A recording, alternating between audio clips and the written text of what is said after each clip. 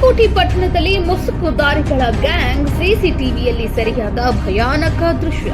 ತಾಳಿಕೋಟೆ ಪಟ್ಟಣದ ಗಣೇಶ್ ನಗರದಲ್ಲಿ 24ರಂದು ರಾತ್ರಿ 2 ಗಂಟೆಯಿಂದ 3 ಗಂಟೆಯ ಸುಮಾರಿಗೆ 6 ಜನ ಮುಸುಕನ್ನ ಧರಿಸಿ ಕಳ್ಳರ ಗ್ಯಾಂಗ್ ಒಂದು ಸಂಚರಿಸುವುದು ಸಾರ್ವಜನಿಕರಲ್ಲಿ ಭಯವನ್ನ ಉಂಟು ಮಾಡಿದೆ. ಕಳ್ಳತನಕ್ಕೆ ಯತ್ನಿಸಿದ್ದು ಜನರು ಮತ್ತು ನಾಯಿಗಳ ಕೂಗಾಟದಿಂದ ಅಲ್ಲಿದ್ದ ಕಳ್ಳರು ಪರಾರಿಯಾಗಿದ್ದಾರೆ. ಈ ದೃಶ್ಯ ಸಿಸಿಟಿವಿ ಕ್ಯಾಮೆರಾದಲ್ಲಿ ಸೆರೆಯಾಗಿದೆ.